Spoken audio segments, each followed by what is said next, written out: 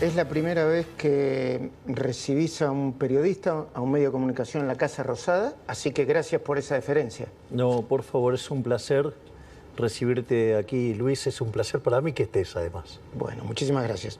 Bueno, antes de empezar con las preguntas palo a palo, quiero preguntarte el balance que haces de los primeros 15 días del gobierno, primeras 2 semanas. Bueno, yo creo que hemos sido consistentes con lo que decimos.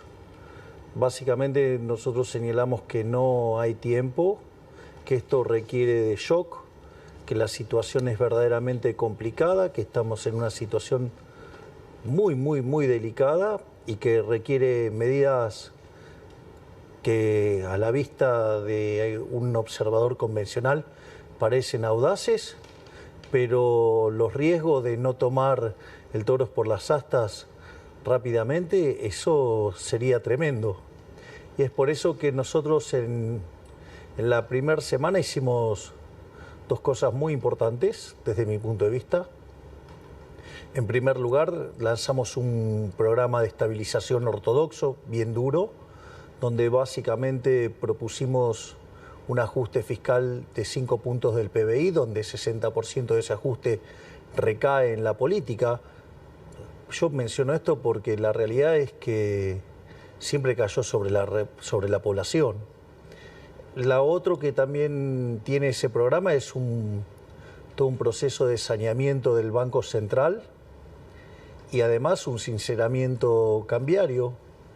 De hecho, fue tan bien recibido el programa económico que, a diferencia de otros casos donde la brecha se mantenía constante o se ampliaba, nosotros logramos comprimir la brecha en un contexto donde además bajamos la tasa de interés y además bajó el riesgo país y todos los activos financieros argentinos mostraron un alza verdaderamente enorme.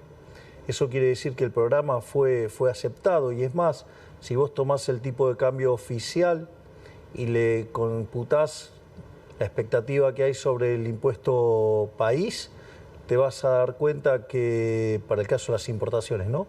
Te vas a dar cuenta que desapareció la brecha. Entonces, y eso es muy interesante porque quiere decir que estamos en camino de cerrar el exceso de demanda del mercado de divisas. De hecho, esto es tan así que el Banco Central ha comprado cerca de 2.000 millones de dólares en las primeras 2 semanas. En estas 2 semanas. Y eso es muy importante porque va a reflejar que entonces empieza a caer el exceso de oferta en el mercado de bonos y por ende quiere decir que los precios de los bonos se recuperan, baja la tasa de interés, se comprime el riesgo país. Eso también descomprime el exceso de oferta en el mercado de bienes y entonces la actividad sufre menos el empleo y obviamente sufre menos los salarios reales y obviamente eso con el impacto que tiene en términos de pobres e indigentes.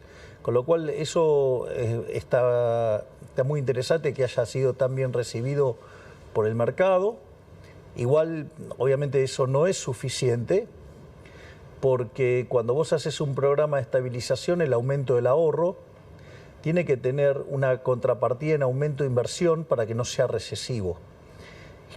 Y la verdad es que la inversión no reacciona de manera instantánea y por eso es tan urgente el paquete de medidas que nosotros mandamos en la segunda semana, que es un paquete que básicamente te diría que tiene 3 elementos fundamentales en términos de impacto real. Sí, digamos, en términos estilizados, ¿no? O sea, o abstractos. O sea, tiene una parte que es dar más libertad a los individuos.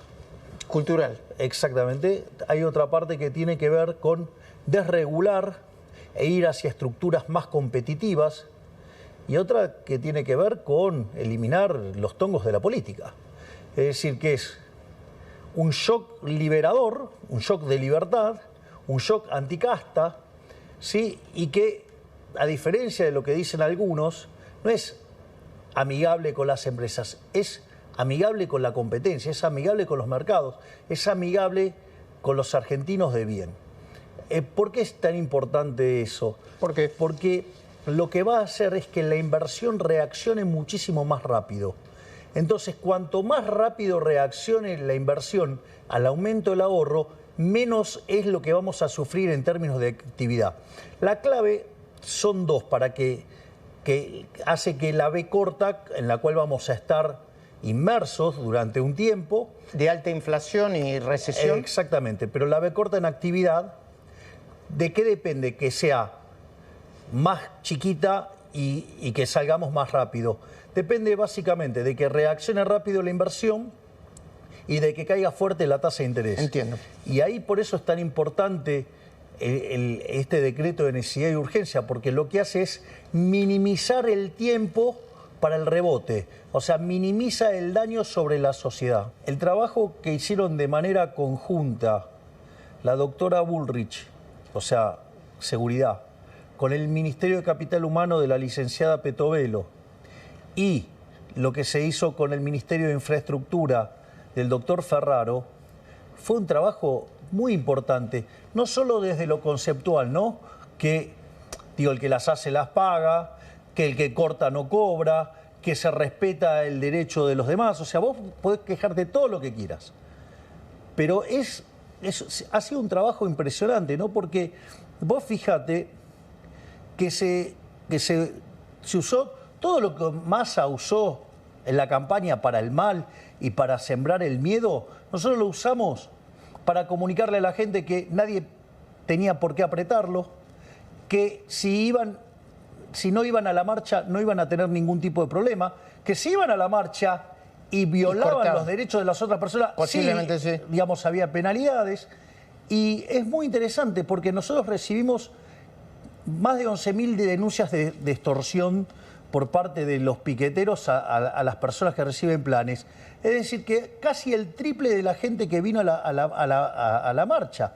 Esto es muy importante porque pensá que ellos pensaban juntar arriba de 50.000 personas y esto trabajó sobre los incentivos de la gente para no que fue ser un golpe parte fuerte, cultural. Claro.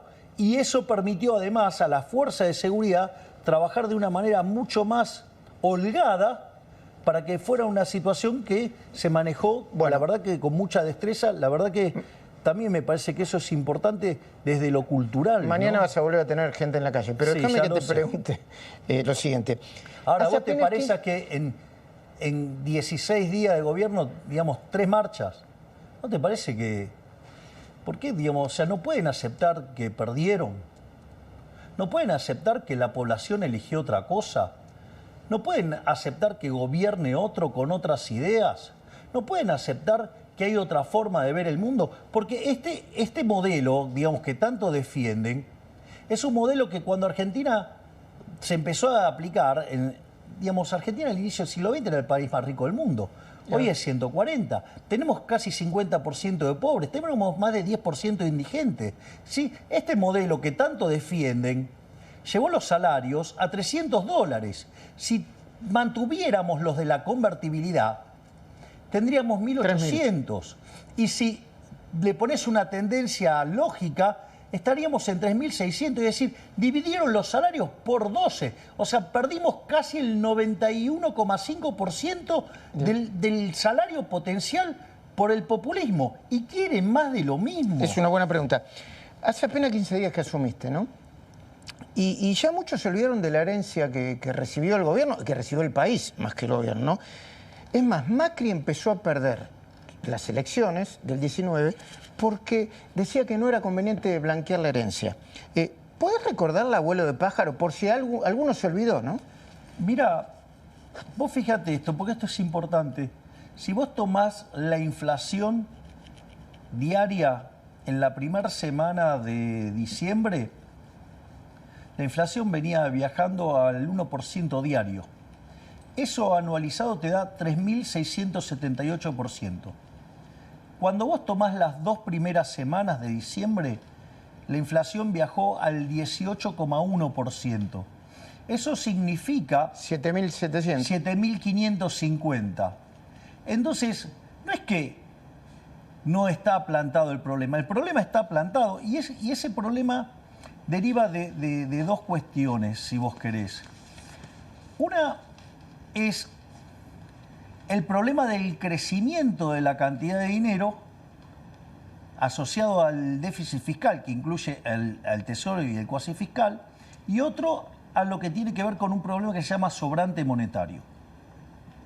Respecto al sobrante monetario, ocurre de la siguiente manera. Cuando vos, ¿qué hacen los populistas? Generan déficit fiscal. Lo financian con emisión monetaria. Como no les gustan las consecuencias, que es que empieza a subir los precios, entonces, ¿qué hacen? Controlan el tipo de cambio. Entonces, ¿qué hacen?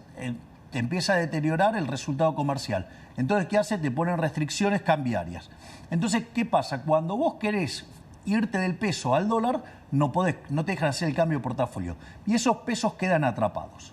Empiezan a subir los precios. Sí, pero entonces ahí tenés un problema grande porque es que te quedan esos pesos atrapados. Esos pesos atrapados hoy son 5 puntos del PBI. Para tener un orden de magnitudes, en el Rodrigazo también sobraban 5 puntos del PBI. Pero la diferencia es que en el Rodrigazo la demanda de dinero deseada eran 10 puntos del PBI. ¿Y ahora? Y ahora es 5. Quiere decir que antes vos tenías un potencial de 50% de diferencia y hoy del 100%. ¿Por qué esto es importante? ¿Por qué? Porque ese sobrante monetario en el año 75 implicó multiplicar la tasa de inflación por 6. ¿Y de la pobreza? Por 5. Y fíjate esto, porque hoy digamos, como es el doble del tamaño del problema, implicaría multiplicar por 12. Si el kirchnerismo dejó la tasa al 300, ¿sí? Porque es a lo que venía creciendo anualizada en los últimos meses. Al 300 anual. Anual, quiere decir que eso te llevaría la inflación al 3.600%. Es decir, este número que hablábamos del 3.678 no estaba tan alejado. Lo que vos decís es que si se sigue por el mismo camino, vamos a tener hiperinflación. Exacto. Y fíjate esto, y el otro problema está en el Banco Central, porque Argentina tiene un déficit que es el más alto de la historia, 15% del PBI, 5 en el Tesoro y 10 en el Banco Central. Quiere decir que el problema del Banco Central es el doble del que vos tenés en el Tesoro. Por eso es tan importante cómo se está llevando a cabo el proceso de sanear el Banco Central para terminar con el déficit cuasi fiscal, que son 10 puntos del PBI. Entonces, ¿qué es lo que ocurre? Eso implicaba que vos pudieras multiplicar la cantidad de dinero en menos de un mes por 4 veces. Multiplica por 4 el 3.600 y ahí te vas a los niveles cercanos al 15.000% de inflación, que es lo que yo conté en la cadena. En el momento de la asunción. Entonces, y ahí vos, el punto es, la discusión, entonces, el ajuste lo tenés que hacer, está claro. Sí. Digo, porque no podés no ajustar porque, digamos, vamos a volar por los aires. Ahora, si vamos a volar por los aires y no ajustamos, bueno, ahora, ok, decidimos ajustar. La pregunta es si shock o gradualismo. La realidad es que el gradualismo siempre fracasó en Argentina. Y el shock, sacando el caso del 59, siempre fue exitoso. Entonces, ahí tendríamos un argumento positivo en favor del shock. Pero no solamente por eso. El punto es el siguiente, que si vos no tenés financiamiento, no hay plata. Si no hay plata, no queda otra alternativa. O sea, si vos no tenés forma de endeudarte con el banco, no tenés la tarjeta de crédito, no te presta el vecino ni nadie... Tenés que gastar menos de lo que... Y sí, vas a tener que ajustar porque no te queda otra. Bueno, eso es lo que pasa. Entonces, no hay alternativa al shock. Entonces, y eso a mí me parece que es un tema no menor. Igual, además tiene consecuencias muy interesantes, porque el motivo por el cual siempre fracasan los programas gradualistas es que, como vos sabés que nunca cumple el fisco con el ajuste fiscal, si vos sos un inversor, vale la pena esperar y decir, ¿vas a ajustar gradual? Bueno, te espero. Cuando termine de ajustar... Yo te presto. Claro. Entonces... O voy a poner la plata para... Voy a poner la plata el día que terminas de ajustar. Entonces, eso te hunde en una recesión.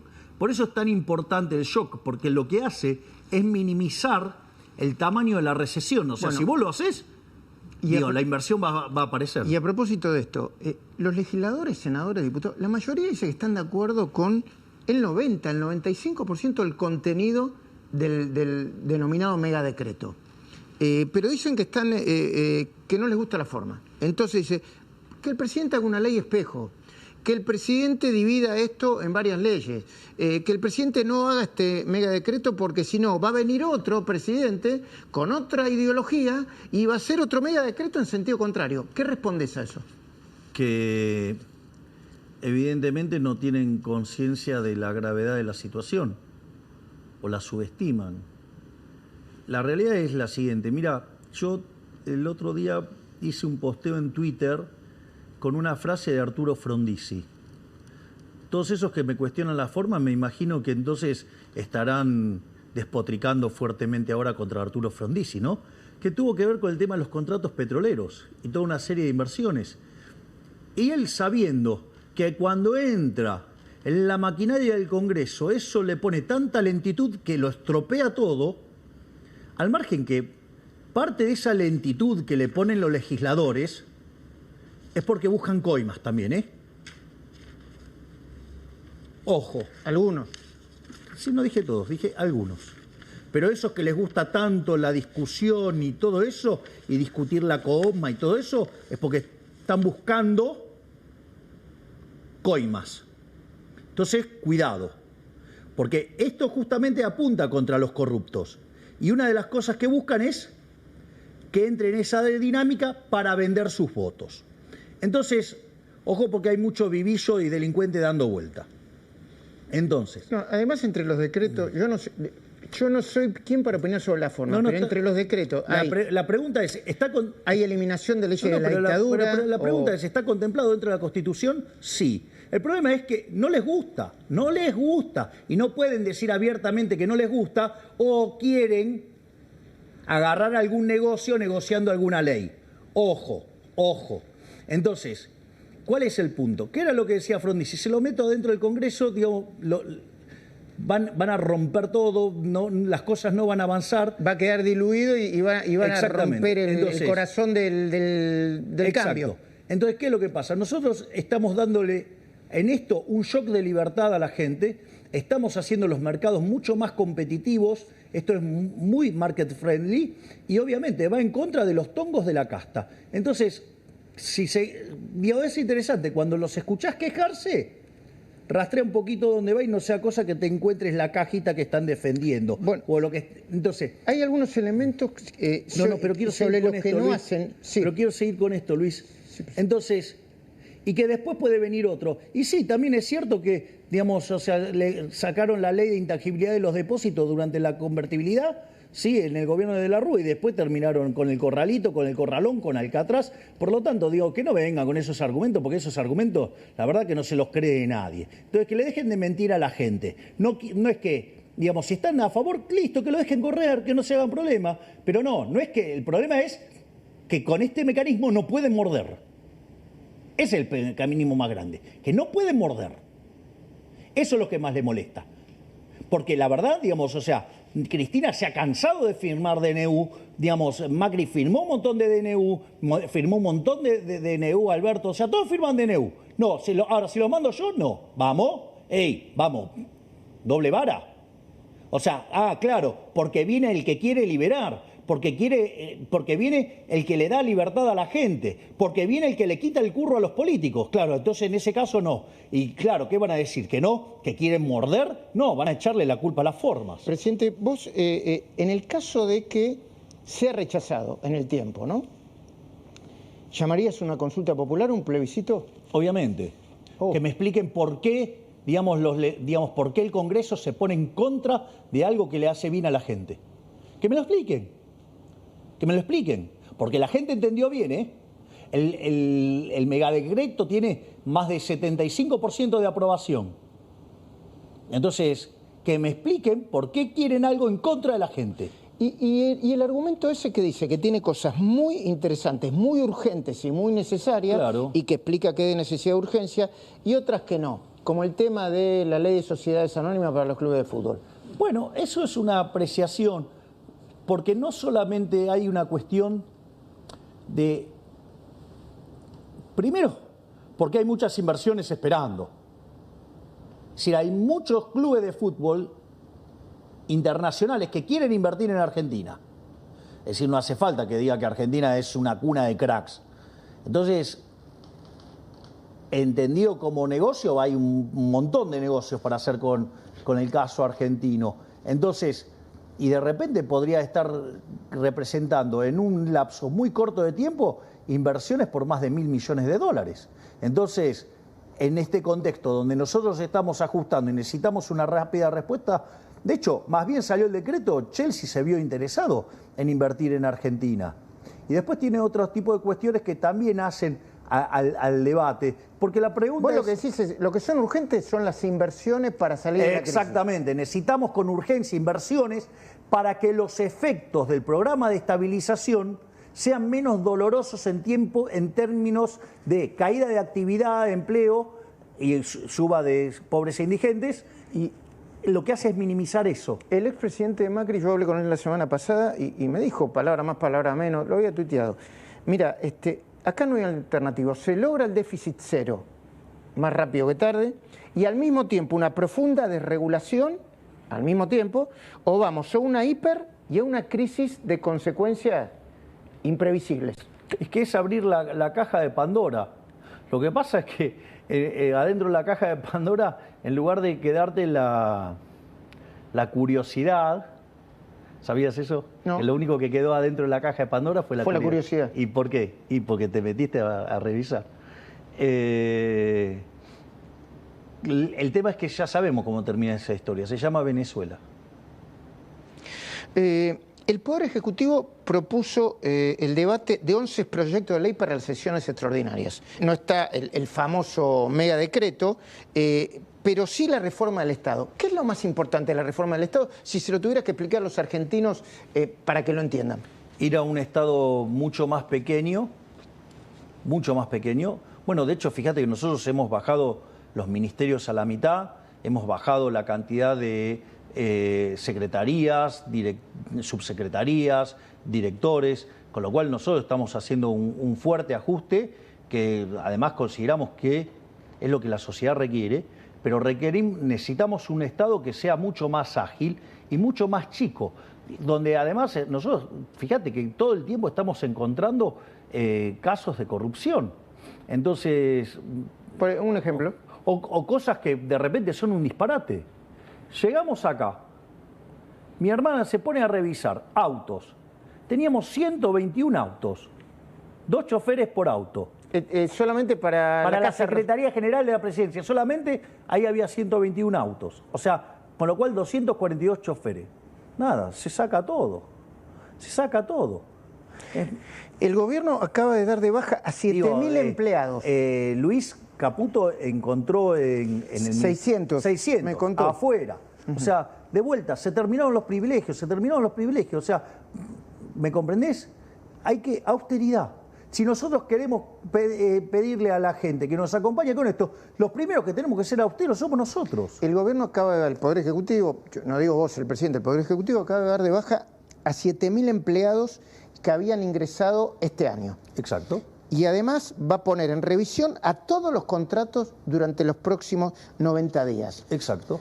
¿Vos pretendés que en las provincias y en las municipalidades hagan lo mismo? Bueno, el problema de las provincias, este es un país federal. Ok.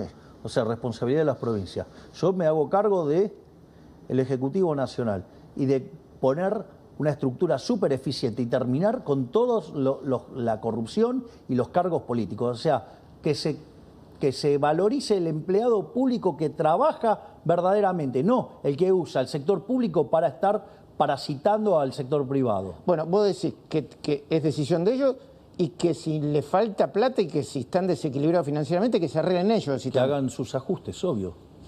Digo, por algo somos un país federal. ¿Crees que los gobernadores terminaron de aceptar que se debería reponer el impuesto a las ganancias para equilibrar sus cuentas? Bueno, aunque a vos no te guste. Dijiste que no te gustaba. No, a mí no me resulta para nada simpático, pero la realidad es que esto generó un desequilibrio enorme en las provincias. Yo no estoy dispuesto a coparticipar el impuesto al cheque, no estoy dispuesto a modificar las transferencias. Por lo tanto, digamos, si necesitan reequilibrar las cuentas, bueno, se restituirá el impuesto a las ganancias. ¿Y compartirán el costo político? Y bueno, vos ya lo estás admitiendo, sí que lo estás compartiendo. Exacto. ¿Y ellos? Bueno, digo, obvio, porque digamos, para algo digamos, se está haciendo esto.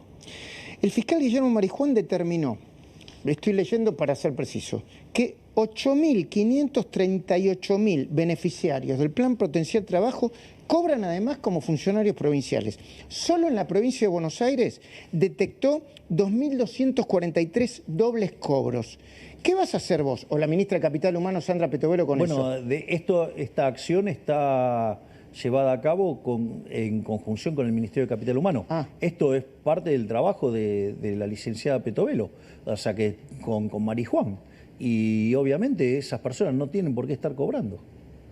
Entonces, nosotros, de vuelta, estamos sacando la corrupción a capa y espada. Es decir, estamos limpiando todos esos vicios del Estado, los estamos limpiando todos.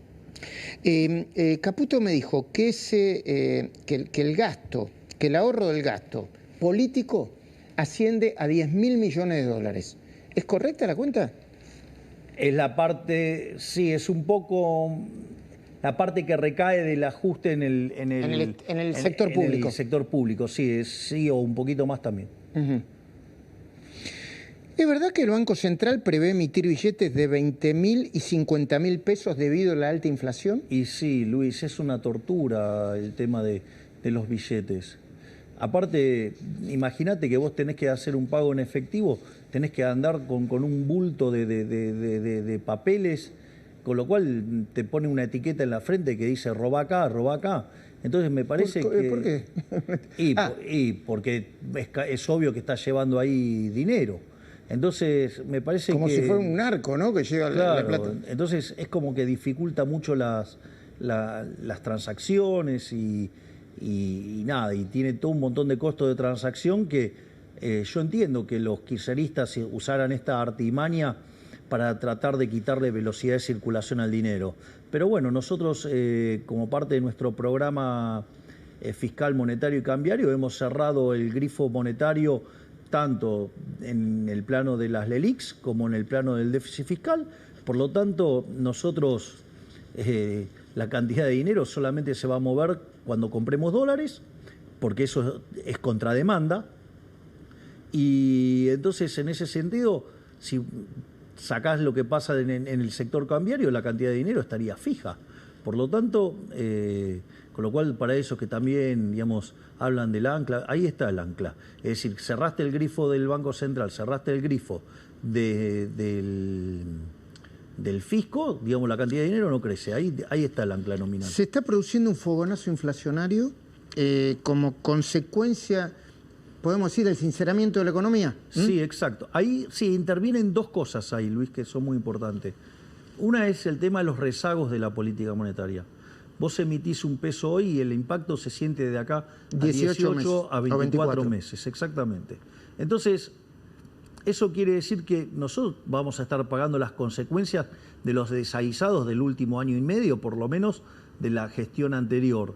O sea, ese es un dato que hay que tenerlo en cuenta. Pensemos que el programa más exitoso en la historia argentina, que fue la convertibilidad, estuvo purgando durante 20 meses. De altísima inflación. Exactamente, hasta que se lanzó en abril del 91 y para enero del 93 éramos de los países con menos inflación del mundo. Pero hubo que purgar 20 meses. 1 de abril del 91. Exacto. Ahora, pero fíjate esto. Eso es una parte, ¿no?, que tiene que ver con lo que ya hiciste en materia de política monetaria. Pero hay otra parte, que no es menor, que vos tenías precios controlados. Y cuando vos liberás los precios, bueno, nosotros creemos que los precios tienen que ser libres. De hecho, una de las cosas, si vos mirás el famoso megadecreto, una de las cosas que hay, eliminamos los monitoreos de precios, eliminamos la ley de abastecimiento, eliminamos la ley de góndola. Pero eso es impresionante, eso conceptualmente es muy importante. Yo no sé si me estoy adelantando a alguna pregunta tuya, pero que tiene que ver con la naturaleza del decreto, porque esto es esencial. Oferta y demanda. Exacto, sí, pero ¿cómo aparecen todas estas regulaciones en la economía? Suponete que yo de vuelta tengo déficit fiscal, lo financio con emisión monetaria. Sí, entonces cuando empiezo a tener tensión en precios y entonces fijo el tipo de cambio, entonces empiezo a perder reserva. Entonces, ¿qué agarro? Pongo todos controles y ley penal cambiaria y todo para que nadie se vaya. empiezo a controlar precios acá. Cuando empiezo a controlar precios, aparece el desabastecimiento. Entonces te pongo la ley de desabastecimiento. Cuando, digamos, tenés inflación, te pongo la ley de góndola. Te controlo. Vos fíjate que es todo un sistema enfermo, porque es un sistema enfermo de control, que lo que busca es atacar las consecuencias, pero no las causas. Las causas siempre es el mismo, la causa es la misma. La causa es el déficit fiscal. Bueno, el déficit fiscal que luego genera la emisión. Exactamente. Entonces, eso es un tema muy importante, porque nosotros, fíjate que decimos, déficit cero y sanear el Banco Central. Es decir, no te emitimos más un peso. Entonces, todo este aparato represivo no tiene sentido de ser. Está bien, pero te doy dos ejemplos. Las prepagas, promedio de aumento 50%. Las cuotas de los colegios, un 50%. Bueno, está bien, pero supongamos lo siguiente, no te suben las prepagas. Sí. Bueno, pero entonces te va a ajustar por otro lado. No hay tal cosa como un almuerzo gratis, decía Friedman. Es decir, cuando vos... ¿Crees que no pagás algo? Claro, lo vamos a poner en estos términos. El kirchnerismo te pisaba el precio del tren. Sí, sí. La tragedia de Once nos costó más de 50 muertos, ¿no? Entonces, no hay almuerzos gratis. Es decir, entonces, cuando vos le regulás el precio y no le dejás que el precio sea libre, ¿cuál es el problema? Y te va a ajustar por cantidad o te va a ajustar la calidad. De hecho, algunos precios no todos están bajando, ¿no? Porque todavía es más la represión de precios que genera inflación que... Bueno, hubo como una suerte de un salto de sobrereacción en el sector de la carne, por ejemplo, sobre los precios y después tuvieron que retrotraer. Porque esto es lo más importante, esto es muy importante. Cuando nosotros hablamos, la inflación diaria venía al 3.700. Cuando miramos 15 días y trepó al 7.500. Exacto. ¿De dónde sale eso? Eso solamente puede ser sostenido solo si vos convalidás monetariamente. Como nosotros cerramos el grifo fiscal, cerramos el grifo del Banco Central... En algún momento... Entonces, tarde o temprano se van a chocar ¿con qué? Contra el ancla nominal, que se llama cantidad de dinero. Ahora, pero mientras tanto, algunos sectores van a aprovechar esta circunstancia, lo voy a decir claramente, para voltear al gobierno. Que lo intenten. Que lo intenten. Vamos a ver si la gente los deja. Es decir, ¿qué nos van a querer voltear? Los que quieren la decadencia, que cada vez seamos más pobres. Bueno, hoy se van a juntar Beliboni con Pablo Moyano. La CGT mañana... Ya perdió tanta fuerza Beliboni que tiene que andar buscando aliados. ¿Qué es señal de debilidad? La CGT va a ocupar las calles mañana. Bueno, que lo hagan. Luis Dería quiere volver a cortar las rutas. Sí, Delia manejaba planes, tenía menos votos que planes. Es como si ya se hubieran puesto todos en modo helicóptero. Yo, como conozco a muchos gobiernos, muchos presidentes, por la edad que tengo solamente por un problema de edad, es como si empezaran a tirar las 14 toneladas de piedras que tardaron en diciembre de 2017 para tirarse al gobierno de Macri, es como si ya hubieran empezado a tirártelas desde el primer día vos. ¿Eso lo sentís vos? ¿Lo percibís? Sí, no te digo que 3 manifestaciones en 15 días. Pero bueno, que lo hagan. Mientras que lo hagan adentro de la ley no hay ningún tipo de problema. Cuando violen la ley, digamos, el que las hace la paga. Pero nosotros estamos convencidos en hacer esto. Entonces, a mí... No te importan las consecuencias de vos, ¿no? No te importa que... A ver, si esto sale mal, la Argentina explota. Obviamente que te importa eso, pero a ver, si sale mal, explota. Ahora, si no hacemos nada, también explota. Entonces es un problema de dominancia estocástica. ¿Cómo? Claro, es un problema... Y claro, te lo hago con un ejemplo. El tipo que estaba en la caverna. Adentro de la caverna tenía un resultado seguro, se muere de hambre. Ahora, si sale de la caverna, bueno, hay un montón de bichos peligrosos que se lo pueden comer también. Pero tiene una chance de vivir. Ahora, bueno, ¿vos preferís salir de la caverna? Y obvio, digamos, contra la muerte segura. Sí. O sea, de la otra manera ya sabemos que nos convertimos en Venezuela, Cuba. No te voy a preguntar a quién se puede comparar con los bichos peligrosos, pero me lo imagino. Bueno, está bien, pero hay que ir y darle la pelea. Es decir, vos no vas a saber cuánta fuerza tenés hasta que no la pongas a prueba. Y yo creo que los argentinos de bien están dispuestos a hacer este esfuerzo. Están dispuestos de quebrar cuando nosotros en campaña decíamos, esta es la elección más importante de los últimos 100 años. Y no es joda, claro, porque nosotros ya sabíamos, vos sabés que yo venía trabajando con el Ministerio de la Sombra. Si vos no lo conocés a Pose hace 3 días. Sí, sí. O sea, vos lo conocés a Pose hace largo. Y entonces, nosotros no es que esto salió de un día para el otro. Lo que presentó Federico es 1/3 de la reforma. Lo que está saliendo ahora de la ley que va al Congreso... La reforma del Estado. Bueno, son 2/3, digo, de ese paquete. Es decir, es el doble de lo que envió Federico. Entonces, nosotros, digamos, ya veníamos con esta idea de hacer esto y de hacer todas estas reformas. Bueno, nosotros estamos dispuestos a hacer esto porque creemos que estamos para dar un punto de giro en la historia argentina.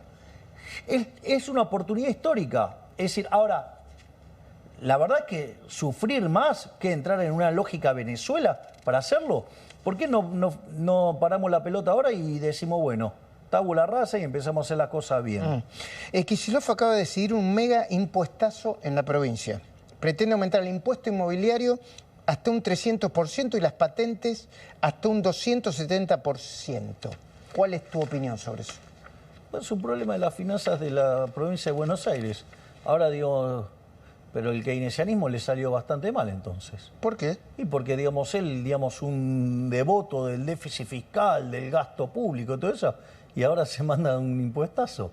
O sea, que lo trae. ¿Sabes qué? Voy a hacer más reuniones con los gobernadores, digo, se le va a contagiar la ortodoxia. Eso es bien ortodoxo, ¿no? Subir impuestos para... Sería más ortodoxo que baje el gasto, pero por lo menos, o sea, está internalizando la restricción de presupuesto, la que todos los argentinos de bien tienen siempre en cuenta. Hablando, Kicillof, a partir del 10 de enero vamos a tener que empezar a pagar, por una decisión judicial, los 16.000 millones de dólares por el juicio contra YPF. ¿Qué decisión va a tomar o tomó el gobierno, el Poder Ejecutivo, sobre esto? Bueno, nosotros, acá hay un problema porque la plata no la tenemos. No tenemos 16.000 millones de dólares para pagar, esa es la realidad. Pero sí tenemos el willing to pay, ¿no? La voluntad de pagar. Nosotros lo que vamos a hacer, que es una idea, esta es una de las ideas que estamos trabajando, es crear la tasa Kicillof, es decir, pagarle a este fondo con un perpetuo, con un bono perpetuo, con algo que se llama la tasa Kicillof. Y que los argentinos tengamos que pagar todos los años una determinada cantidad de dólares gracias al error monstruoso que cometió Kicillof. Y que todos los argentinos recordemos todos los días esa barbaridad que hizo Kicillof y que hace que todos los días tengamos que estar poniendo una determinada cantidad de dólares para pagar el error de un chico, digamos, que claramente su perspectiva ideológica perjudicó a los 46 millones de argentinos. ¿Cómo sería eso? ¿Me llega a mi casa todos los meses? Sí, vas a tener un nuevo impuesto que se llama tasa Kicillof, que es para pagar el desaguisado de un amateur, ¿no? Porque por más que sea doctor de la UBA, parece que esas materias no las estudió, no sé. Bueno, es alguien que no tiene muy claro cómo funcionan las finanzas y menos los mercados. Te hago unas últimas preguntas para ahorrar tiempo. Voy a tratar de que sean breves. Todo lo que sea para ahorrar está bien. Muy bien. ¿Hay un acuerdo para que el Fondo Monetario se embolse 15.000 millones de dólares en las próximas semanas o en los próximos días? Nosotros estamos trabajando en cumplir el acuerdo. De hecho, nosotros tenemos metas mucho más. El acuerdo técnicamente está caído porque el gobierno anterior no lo cumplió, ¿no? De hecho, se desvió fuertemente de la meta.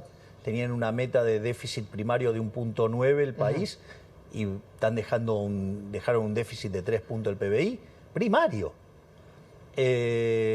Con lo cual, nosotros que estamos yendo a déficit financiero cero, es decir, que además tenemos superávit primario para pagar los intereses, imagínate que el fondo nos ve como héroes.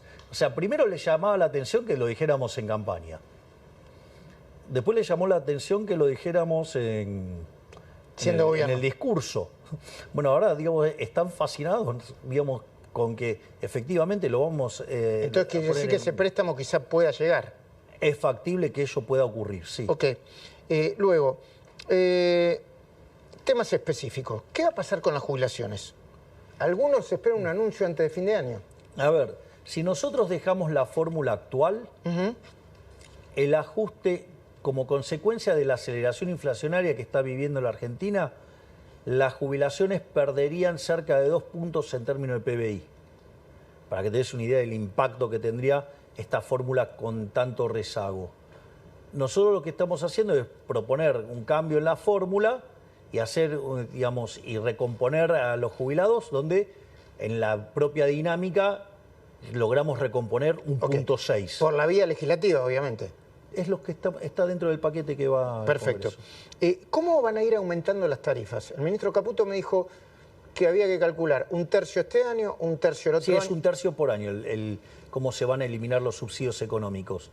Básicamente, ahora, por ejemplo, hay aumentos que ya estaban pactados, que tendrían que haber sido en agosto y no se hicieron. Bueno, esos se tienen que dar. Y después, lo que hay que hacer es recomponer la ecuación económica financiera de los contratos y que solo el residuo impacte en precios. ¿Qué significa eso? Y vos podés hacer un montón de ingeniería financiera sobre el flujo de fondos de las empresas, de modo tal que minimices cuánto necesitas subir de tarifa. Okay. ¿Para qué? Para que no sufra tanto la gente con el sinceramiento de la tarifa. Yo te voy trasladando algunas preguntas que me hicieron en mi cuenta de X o de X, de Twitter, de Twitter para de X. Sí, de Elon, de tu amigo, ¿no? De Elon Musk. Sí, tu amigo, ¿no? No es mi amigo, pero me llamó por teléfono. Eso fue muy lindo porque él me llamó por teléfono desde su teléfono. Porque nada, cuando yo me preparé como una reunión de protocolar. Y te dijo, ¿qué haces, Javier, aquí? Y claro, estábamos esperando que atendiera un asistente y era él directamente. Fue muy fuerte el intercambio. El hecho de que estuviera hablando de manera directa con Elon Musk y él hizo toda una ponderación de las ideas. Él estuvo muy activo cuando fue en la entrevista que me hizo Tucker Carlson, sí, que recordemos que pasó las 500 millones de reproducciones. Sí. Creo que es la entrevista más vista en la historia de la humanidad. Esta la puedo superar. Hay que traducirla, nada más. Sí. Después, pero esa entrevista, ¿sabes qué tiene de interesante? Que tiene mucho de batalla cultural. O sea, para uno entender por qué, digamos, algunas cosas funcionan cómo funcionan. Lo otro... te iba a preguntar, que me trasladan los monos... interés por el tema del litio. Ah, sí. Perdón, querías completar. Con la desregulación que hicimos en temas de Internet, digamos, Starlink podría estar en Argentina. Digo, que sería algo muy valioso para el campo. Porque hay que se adecua a los precios de la Argentina también, ¿no? Para estar, supongo. Bueno, es alguien que entiende cómo funciona oferta y demanda. Bueno, perfecto. No, digo, porque muchos dicen, bueno, que venga... Quizás, ¿sabes que el problema no son los precios, Luis? El problema es que nos hemos empobrecido. Es lo que hablábamos recién. Esta lógica populista de los últimos... que nos ha invadido y contaminado en esta parte del siglo XXI... Básicamente lo que ha hecho es destrozar los ingresos de los argentinos. $300. Cuando podríamos tener un ingreso de 3.600.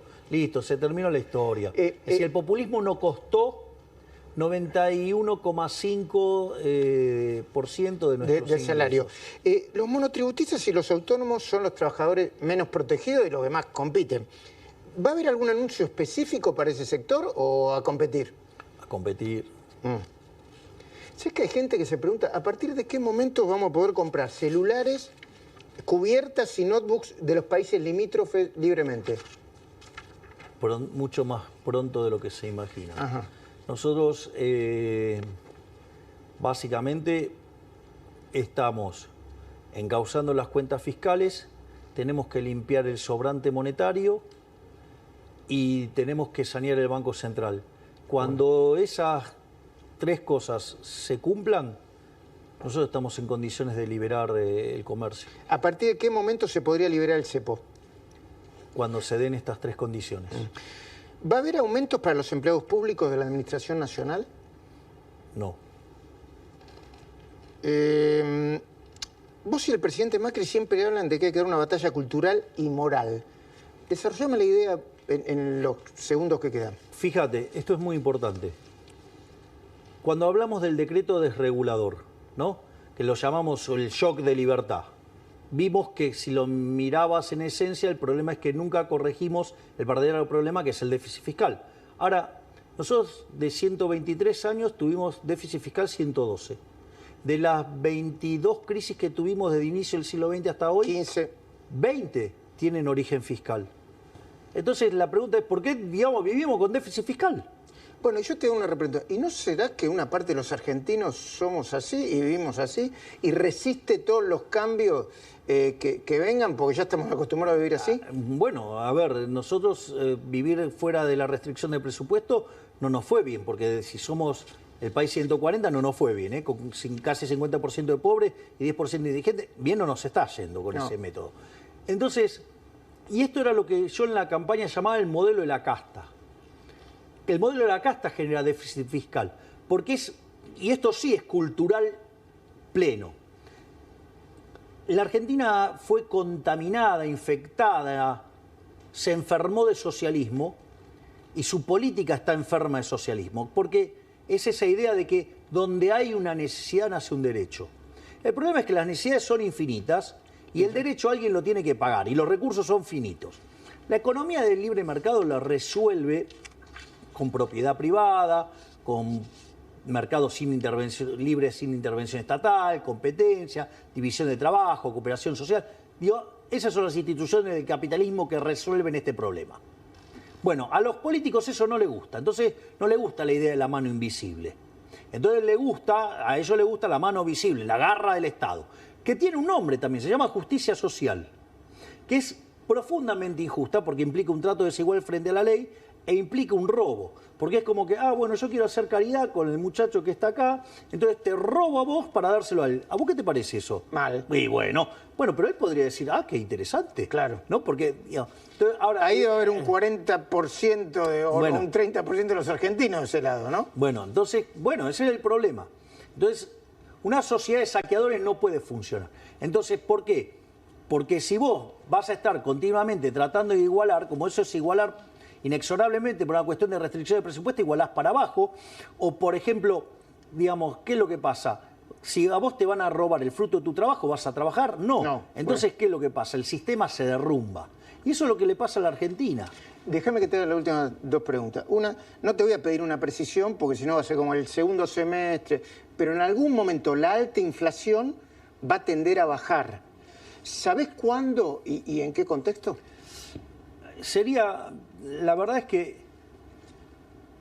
Sería irresponsable anticiparlo. Sería irresponsable de mi parte decir algo así. Y además, recordad que yo adhiero a la Escuela Austríaca de Economía. Con lo cual, digamos, yo no creo tampoco en esas cosas. En la magia. Claro, entonces yo creo en la acción humana. Y eso, no sé cuándo va a ocurrir, pero tengo claro que sí va a ocurrir. O sea, no tengo dudas sobre el resultado. Puede ser más tarde o más temprano. Obviamente que cuanto más rápido baje la tasa de interés, más rápido responda la inversión y más rápido terminemos con el saneamiento del Banco Central y con el money overhang, más rápido vamos a poder liberar. O sea, si fuera por mí, yo liberaría mañana, pero eso no es viable. O sea, no voy a... bancarme un cambio de portafolio que me derive en una hiper. Entiendo. ¿Qué hace 20 días que sos presidente? ¿Qué cambió en tu vida, aunque sea chiquito? El lugar de trabajo.